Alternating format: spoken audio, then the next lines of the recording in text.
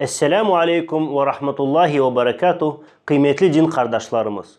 Bugünkü Ramazan nasihatımız şeriat hükümlerine riayet etmeye aşıkmak gerekliliği hakkında olacaktır.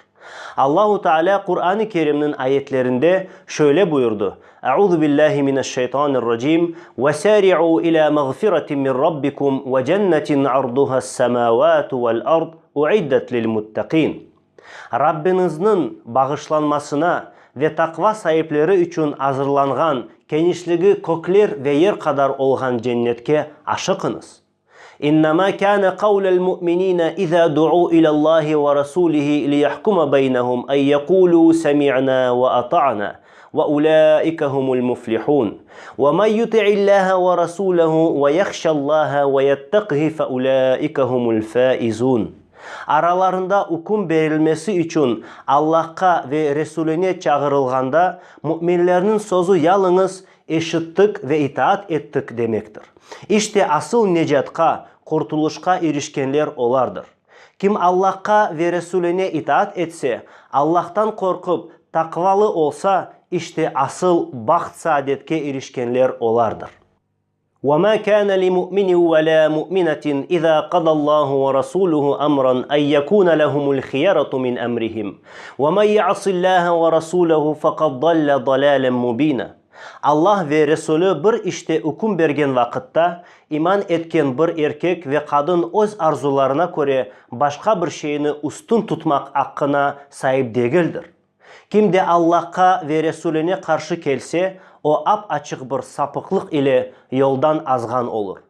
فَلَا وَرَبِّكَ لَا يُؤْمِنُونَ حَتَّى يُحَكِّمُوكَ فِي مَا شَجَرَ بَيْنَهُمْ ثُمَّ لَا يَجِدُوا فِي أَنْفُسِهِمْ حَرَجًا مِمَّا قَضَيْتَ وَيُسَلِّمُوا تَسْلِيمًا.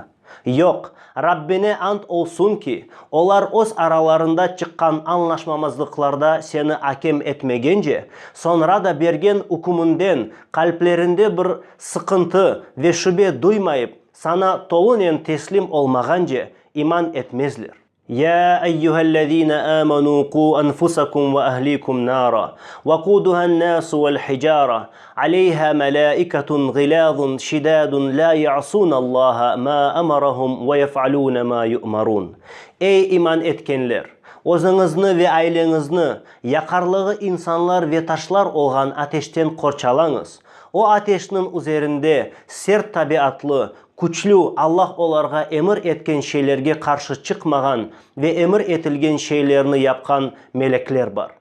قال اهبطا منها جميعا بعضكم لبعض عدو فإما يأتينكم مني هدى فمن اتبع هداي فلا يضل ولا يشقى ومن أعرض عن ذكري فإن له معيشة ضنكا ونحشره يوم القيامة أعمى قال رب لم حشرتني أعمى وقد كنت بصيرا قال كذلك أتتك آياتنا فنسيتها وكذلك اليوم تنسى.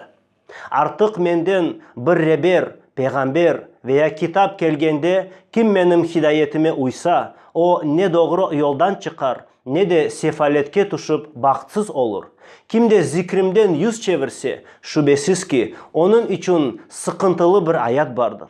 Kıyamet günü de onu kör olarak aşır edermiz, toplarmız. Rabbim beni ne için kör olarak aşır ettin? Halbuki men hakikaten de dünyada pek yaxşı görgen kimse edimdir. Allah buyurdu ki bu böyledir. Ayetlerimiz sana geldi de sen onun hükümlerini amel etmekini unuttun. Müslim Ebu Hureyre'den rivayet edilgen hadiste şöyle buyurula. Karanlık gecelerinin parçaları gibi olan fitnelerden evvel hayırlı ameller yapmağa aşıkınız. O fitne geldi mi adam sabah mümin olarak durar, akşamga kafir gibi kavuşur. Akşamga mümin olarak kavuşkan kişi sabah kafir olarak durar. Dünyada barlığı karşılığında dinini satar. Elbette Allah'ın mağfiretine ve nimet dolu cennetine kirmege çapışkanlar hem de savaplı işler yapmağa aşıkkanlar Peygamberimiz sallallahu aleyhi ve sellem zamanında olganları gibi daha sonraki asırlarda da olganlar.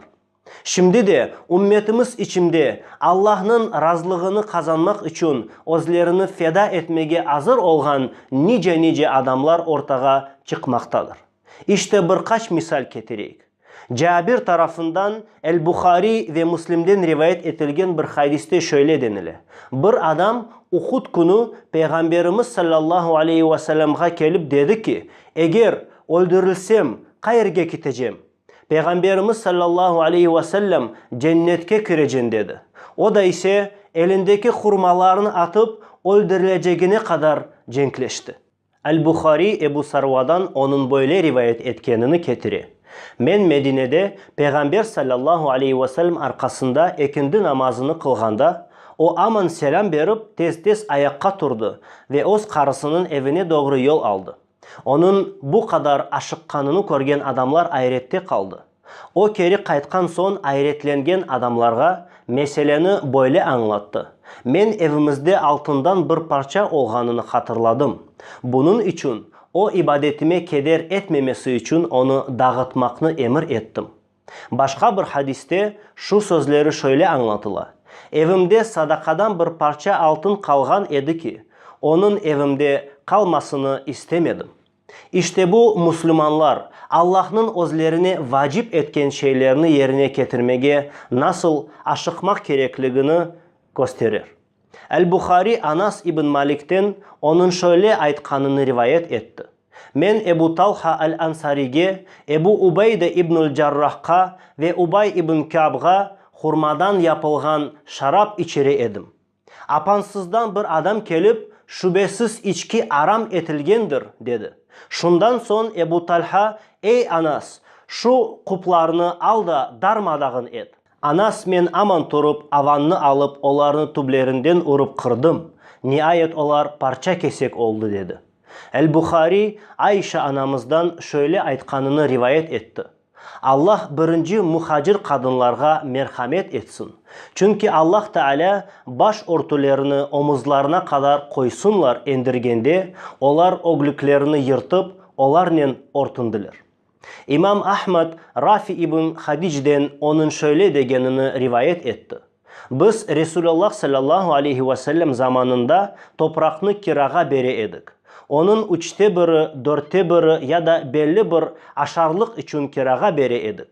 Günlerden bir gün emcelerimden biri gelip dedi ki, Resulullah sallallahu aleyhi ve sellem bizim faydamızga olgan bir işini yasak etti. Allah'a ve Resulullah'a itaat bizim için daha faydalıdır. Bizim toprakını asrap 3'te 1, 4'te 1 payında ya da belgelengen bir aş su karşılığında kiraga vermemizni yasak etti. Ve toprak sahibine toprakka ozu ekmesini ya da ektirmesini emir etti. Ve bundan başka şekil ve kira yasaklandı. İşte kıymetli Müslümanlar, Allahu Teala bizlerini birinci sahabeler gibi şeriat hükümlerine riayet etmeye aşıkkan kullarından olmasını nasip eylesin. Gelecek Ramazan nasihatlarımızda görüşmek üzere. Esselamu Aleyküm ve Rahmetullahi ve Berekatuhu.